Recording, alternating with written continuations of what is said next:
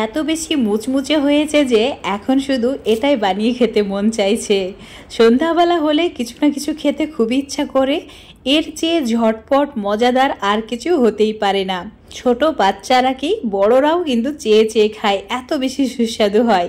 তো এই মজার মুখরোচক নাস্তাটি বানানোর জন্য আমি এখানে 1 কাপ মতো ভাত রান্নার চাল ভিজিয়ে রেখে দিয়েছি। ওই 10 থেকে 15 মিনিট মতো ভিজিয়ে রাখলেই হবে।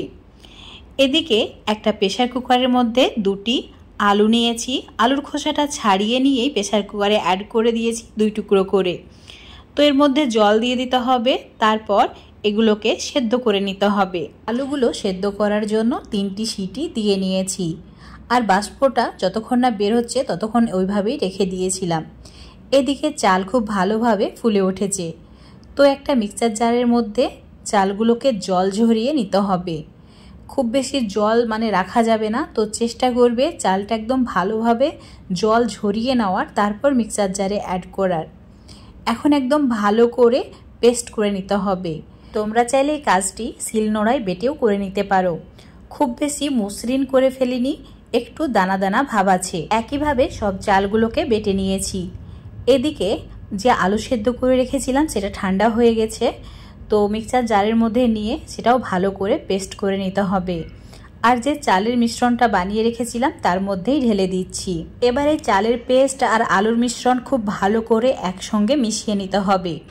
এই সময় যদি মনে হয় এই মিশ্রণটা অতিরিক্ত পাতলা হয়ে গেছে, তোমরা চাইলে কর্নফ্লাওয়ার বা অ্যারারুট পাউডার অথবা এমনি যে চালের গুঁড়ো হয় সেটাও অ্যাড করতে পারো। তো এই মিশ্রণটা খুব ভালো করে মিশিয়ে নিয়েছি। এখন এর মধ্যে কিছু মশলা অ্যাড করে দেব, যেমন 1 চামচ গোটা জিরে, তার সঙ্গে স্বাদ মতো নুন, আর দিয়ে দিতে হবে 4-5টি কাঁচা লঙ্কা একদম ছোট করে কেটে নিয়ে, আর বেশ কিছু পরিমাণে ধনেপাতা কুচি। তোমরা চাইলে এখানে কাঁচা লঙ্কা কম দিয়ে শুকনো লঙ্কা কুচি চিলি ফ্লেক্সও অ্যাড করতে পারো। এখানে আর অন্য কোনো মশলা বা কোনো কিছুর প্রয়োজন নেই, জাস্ট ভালো করে মিশিয়ে নিতে হবে। মেশানো হয়ে গেলেই সঙ্গে সঙ্গে বড়াগুলো ভেজে নেব। তো চুলোর উপর একটা ফ্রাইং প্যানে বেশ কিছু পরিমাণে রিফাইন তেল গরম করে নিয়েছি। তেল খুব ভালো করে গরম করতে হবে, আর চুলোর ফ্লেমটা একদম মিডিয়াম টু হাই করে রাখতে হবে। তারপরে এই বড়াগুলোকে ঠিক ছোট ছোট সাইজ করে অ্যাড করতে হবে। খুব বেশি বড় করবে না, কারণ এটা ফুলে আবার ডাবল হয়ে যাবে। আর যখন এই বড়াগুলো তেলের মধ্যে ছাড়বে, ভালো করে হাত দিয়ে ফেটিয়ে নেবে।